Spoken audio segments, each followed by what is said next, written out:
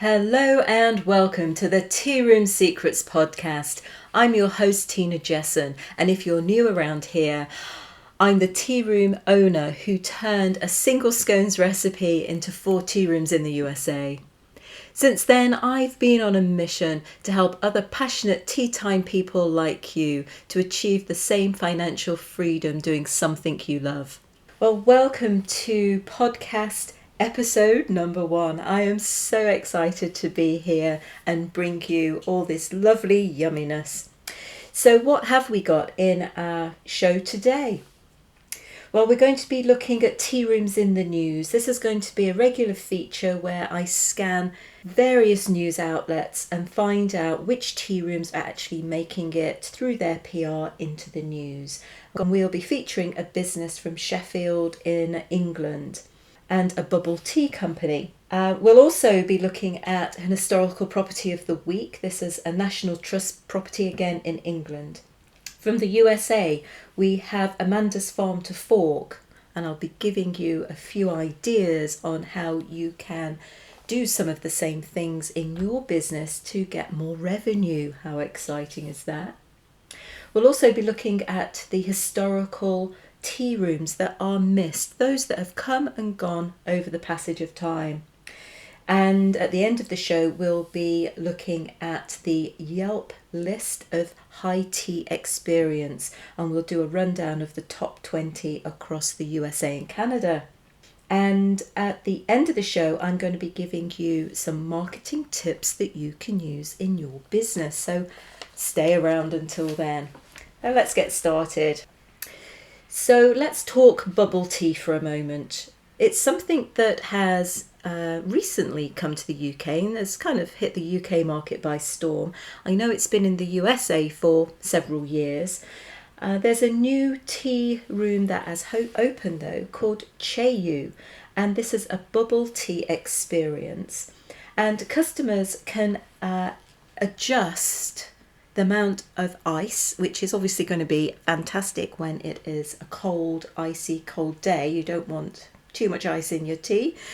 And also the sugar content, which for me is a big plus, because one of the things that I don't personally like about bubble tea is just how sweet and sickly they can be. So the fact that the Tearooms tea room experience, the bubble tea experience there, will allow you to adjust both your ice and your sugar content. And they are really helping to bring a new twist onto the trend by focusing on fresh ingredients and handcrafted blends, offering a taste of Asia. Now, the owners are brother and sister Wayne and Melody, who chose Sheffield because it's a hub for food and drink, and they're looking to provide a more authentic experience by actually importing their tea from Taiwan, but then using fresh fruit and even things like avocado and sweet potato, which I understand kids love. This helps to keep the drinks fresh and as healthy as possible. That certainly sounds like a winner to me. So, historical property of the week, the one I've chosen to feature this week is the Moseley Old Hall, which is near Wolverhampton in England.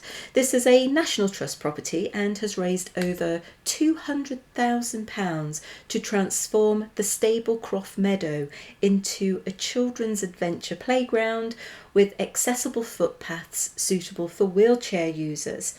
The historical property features a Grade 1 listed house and garden, woodland, and of course a tea room. And over the pond to the USA, we have Amanda's Farm to Fork. She's hosting an event to build your own vision board for 2025. And she's in Cleveland, Georgia. And I just think this is an amazing idea. I'm all for vision boards, and the fact that she's getting people together to create those vision boards for 2025, for the year ahead. And the fact that this idea is such a good one. It doesn't have to be vision boards. It can be, there's so many different types of events that you can run, from bread baking to gardening. Amanda runs these throughout the year, and it's something you can do too. We did a bake along actually in the tea room that we then took online when we went through COVID. And it brings in an additional revenue stream. So it could be a tea tasting, a tea 101 session, gardening, why not?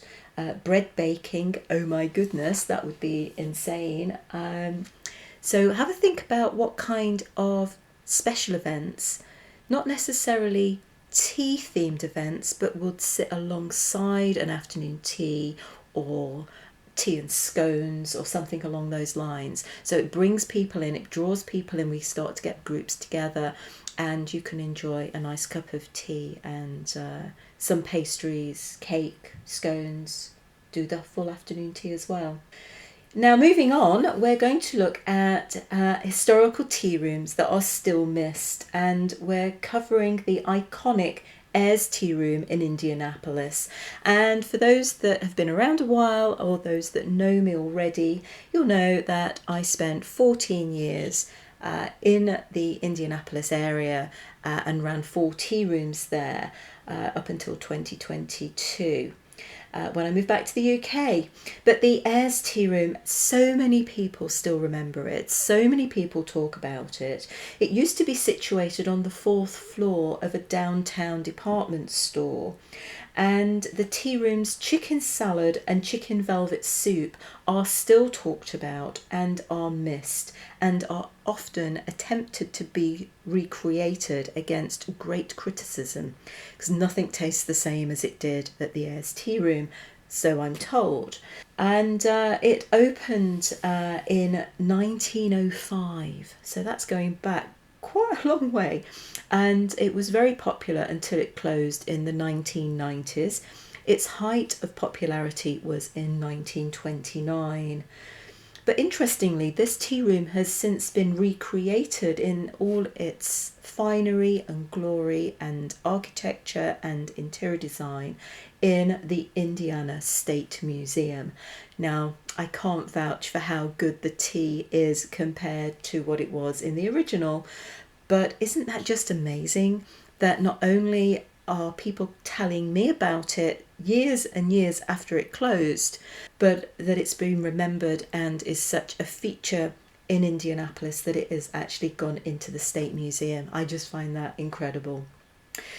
So let's move on to the Yelp list of high tea experience 2024, the top 20 across the USA and Canada. Now, Yelp is a very popular review site in the USA. I did a lot of work with Yelp. In fact, I did my very first virtual event through Yelp. It was sponsored by them. They used a lot of their promotional tools to be able to reach more people. And I think we had over 100 people on one of our online baking classes over the COVID period.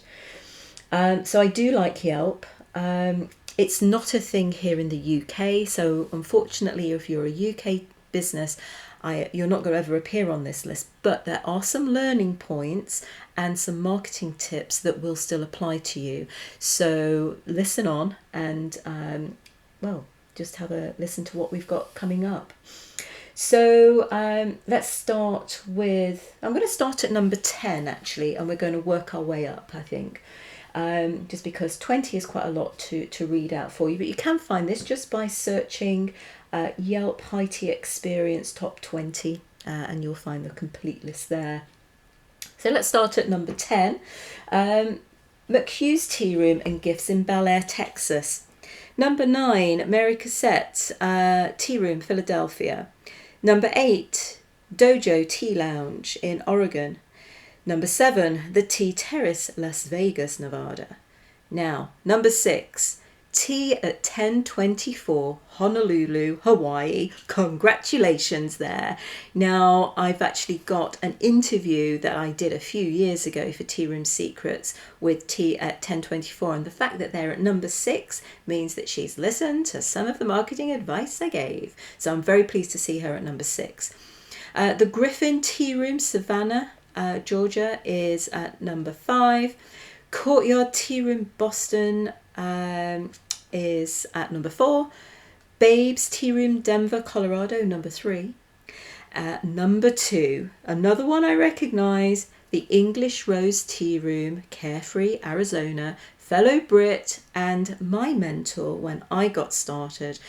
She was so generous with her advice and encouragement to get started, but also to get staff and not to do all the baking myself, which is something I will definitely agree with and pass on to any of my students and clients that I'm now working with. And number 1 is the tea house on Los Rosa in San Jose, California. Now, the Canadian tea rooms, there is probably a reason for this, which I'll go into in a little moment. But starting at number 20 up to 16, we've got at number 20, we've got the Old Curiosity Tea Shop. At number 19, Le Parleur at Montreal, Quebec. Number 18, the Butchart Gardens. 17, White Heather Tea Room, Victoria. And number 16, My Cup of Tea Dessert. I'm not sure which way that is. But anyways, why are the Canadian tea rooms, are they worse than the American ones to have got to the bottom of the list and they're all there in a chunk? I doubt it. I think what's happened here is that Yelp has just gone into Canada. It's just starting to work with Canadian businesses.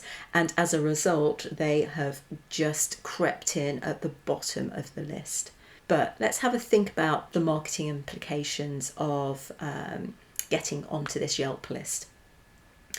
You have to get your clients to give a review.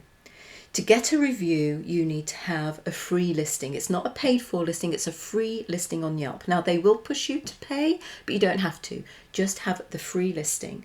And then ask your clientele, your guests, to go onto Yelp and to give you a review. Now, the way the Yelp list works is they look at all the 5-star and 4-star reviews, and the more 4 and 5-star reviews you get on Yelp, the ones with the most reviews go to the top of the list, those with the least reviews go to the bottom, and then you are in the top 20, depending on how many 3, 4 and 5-star reviews you actually get for your service.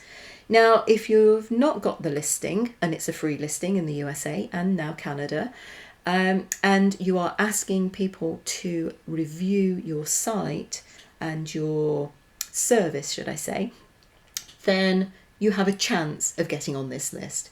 And the more places that you are listed, the better for your visibility as a business. The higher your ranking on this list, the more people are going to know about you, because now Yelp are promoting your tea room because you're on the list. So that's got to be good news too. But it's not about necessarily how good your tea room is. Now, what do I mean by that? There's a saying in marketing which is really, really true, and you really need to take this to heart. Obviously, we're all aiming for the best service, we're all aiming for the best food, but it's not the best product or service. It's not the best menu or food that you serve that makes you the best in your business. It's about how well you can market that business. So you might find that there's somebody that's got more visibility than you that maybe has hit this list of the top 20 tea room experiences in Canada and USA, and you think, well, they're not as good as me. I'm as good as them, if not better. But they're better at promoting themselves. They're better at marketing. And we all have to be marketers first. And I know that's going to scare a lot of tea room owners, because all you want to do is provide really good food, really good experience, really good everything. But you have to be good at the marketing too. It's really, really important to do that. And we'll be giving you more tips as we go along on this podcast series. So do make asking for reviews part of your marketing mix. Now, you might not have access to Yelp, as I've mentioned, they're not here in the UK, But Google, people go to Google. That is where you have to be listed. I hope everybody has got their free listing. I hope they're updating their listing with events on a regular basis, with something to say that they're actually using all the marketing tools that Google has available. It's all free. I always believe in free stuff first. I don't tend to do any advertising, no paid advertising. It's all about promotion, PR, and getting out there. But you have to ask for these reviews. That is the important thing. And how do you do that? You do it through your mailing list. Now, how many of you are actually sending out emails each week telling your previous guests about your latest menu, your latest event, scones of the day, soup of the day? What are you actually doing with that email list? I know for a fact that some of you are collecting emails. I also know there's some of you that aren't actually using that list. So for those of you that this is speaking to, have a look at your marketing and make sure that you're sending something out regularly. And when it comes time to do the Yelp list, if you are in the US or Canada, send something out that says, please review us on this link. And for those in the UK, you can do the same thing through Google. Hey, do both if you can do both. But ask for the review. Send out the email. Be top of mind. People that have signed up for your email want to hear from you. They're disappointed if they don't hear from you. They almost get upset if you miss a week. So try and do this as part of your marketing mix. It's more important than doing any form of paid advertising, in my humble opinion. And I've been marketing businesses for a long time. So that's my top tip. I hope you pay attention and let me know how it works for you. You can contact me at tina.jessen@gmail.com. I'd love to hear from you. Anyway, that's it for another week from Tearoom Secrets and me, Tina Jessen. Look out for next week's episode as we take another look at tea rooms in the news and uncover some more tea room secrets.